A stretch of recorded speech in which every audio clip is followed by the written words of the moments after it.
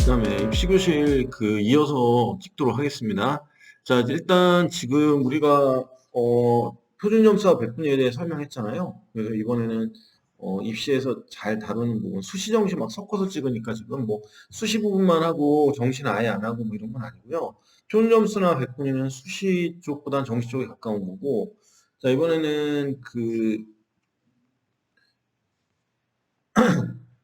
상체 활동에 대한 설명 좀 드릴게요. 그래서 고등학교 1학년, 2학년 부모님들 대상으로 입시교실 하다 보면 창의적 체험 활동에 대한 얘기가 많은데, 최근에는 확실히 약해진 건 맞습니다. 비중이 예전에 비해서 종합전형이 약해지면서 동시에 약해졌다, 이렇게 말해도 되고요. 종합전형 자체가 이제 어쨌든 작년보다는 올해가 좀 준 거고, 그 다음에 2019년 11월에 나온 대입 공정성 강화 방안, 그리고 고교학점제 분위기로 가고 있는 시점에서는 전반적으로는 창체 활동 자체에서 봉사 활동이 일단 특기사항이 배제되고 시간만 나오는 형태로 빠져버렸고, 그다음에 자율 동아리 활동 자체가 이제 뭐 반영이 안 되는 형태로 고일부터는, 그다음에 고등학교 2학년, 3학년은 간단하게 이제 소개 정도만 되는 형태로 줄었고, 그다음에 전체적으로는 자율 활동을 학교가 아직도 잘 쓰지는 못하거든요.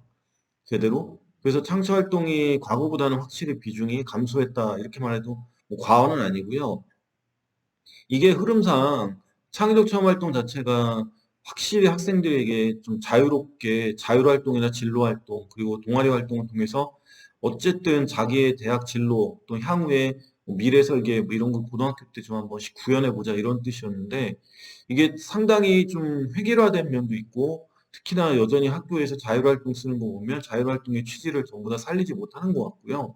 동아리 활동도 공식 동아리라고 알려져 있는 뭐 CA나 이런 것들처럼 학교에서 진행하는 동아리들은 여전하긴 한데, 그것도 이제 학생이 원하지 않는 동아리에 들어가서 1학년에서 2학년 때 동아리를 바꾸는 경우도 허다하고, 그리고 실제로 자기가 원하는 동아리인지 아닌지도 들어가 봤을 때 사실 고민해서 제대로 활동을 안 하는 경우도 있고, 그 안에 쌓여져 있는 문제들은 그렇게 쉽지는 않습니다. 그래서 오늘은 좀 쉽게 자율활동과 동아리 활동에 대한 설명 좀 먼저 드리도록 하겠습니다.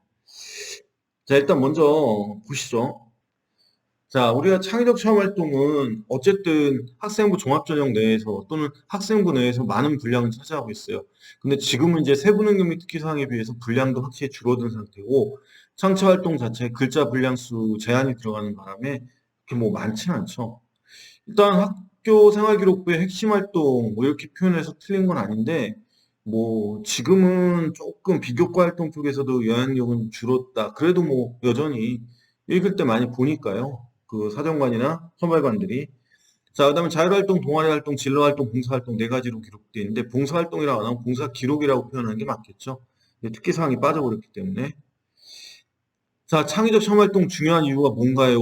자, 중요한 이유는 뭐 학생부 종합전형 내에서 평가 항목 몇 가지 이제 안 되죠. 그 중에 비교과 대표적인 항목이 맞죠. 특히 고등학교 1학년은 독서활동이나 이런 것들도 반영이 안 되기 때문에 뭐 동아리나 그 수상 경력 이런 것들 빠지니까, 그래도 창체 내에 있는 자율활동이나 진로활동, 동아리 활동이 여전히 분량상 비중상 작다고 말할 수는 없습니다.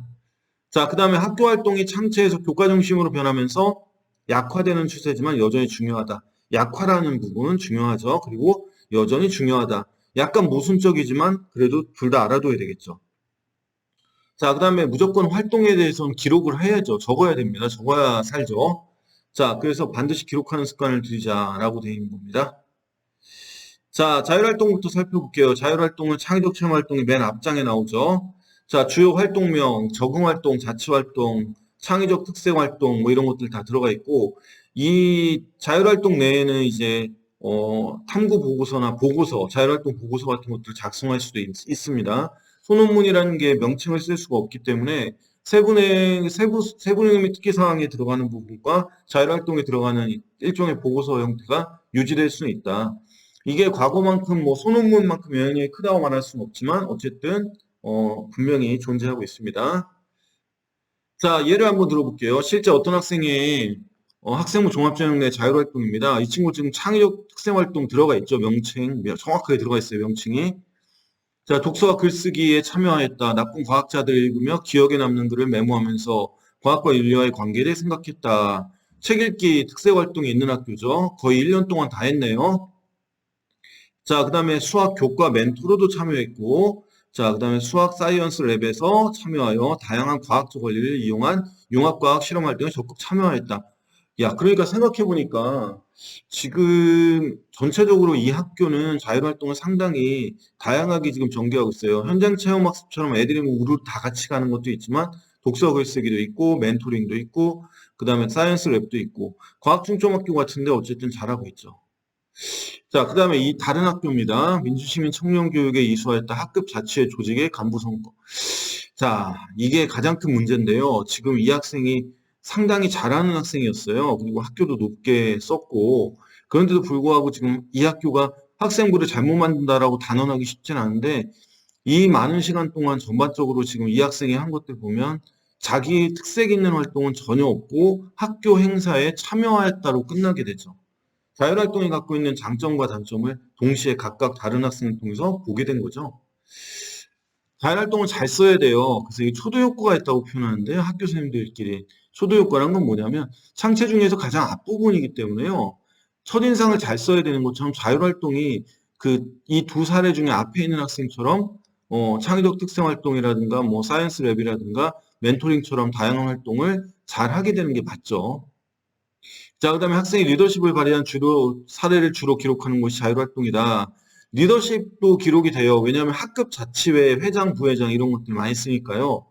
자, 근데 문제는 그렇다고 해서 뭐 대단하게 큰 활동만 하는 학생이 아니 학급에 1년 동안 회장, 부회장이 한 명이잖아요. 그러니까 뭐 25명, 30명에서 한 명만 대단하고 나머지는 별게 아니냐 이렇게 말하기는 어렵죠. 자, 그래서 거기 써 있는 것처럼 대단하고 큰 활동을 적기보단 학급 회장이나 부회장을 하면서 가장 기억에 남거나 열심히 한 사례를 기록하는 게 더 중요하겠죠. 자, 그다음에 학생의 활동이 아닌 학교 행사가 기록되는 원인. 자, 두 번째 사례 보면 이 학생이 지금 학교 행사 위주로 기록을 했는데 그 이유가 뭘까예요. 학생이 참여만 하고 주도적 활동이 없을 때는 당연히 학교 행사에 간 것들밖에 기록이 안 되는 거죠. 뭐 학생회장 선거에 참여했다든가, 뭐 현장 체험 학습했다든가, 어디 갔다든가 이런 식으로. 사실 학생의 특징이 하나도 없기 때문에 그거를 읽는 학생부 종합전형의 입학사정관이나 여러분들이 전혀 높게 평가를 하지 않습니다. 학생이 참여, 그 다음에 주도적으로 참여하는 활동을 선생님께 보고하지 않을 때 적어야 된다고 그랬죠. 학교 행사 위주로 기록할 수밖에 없어요. 비워놓고 공란으로 놔둘 수는 없으니까요. 자, 그 다음에 자신이 원하는 활동이 학교에 없다고 불만을 갖고 학교 행사, 이러면 안 됩니다.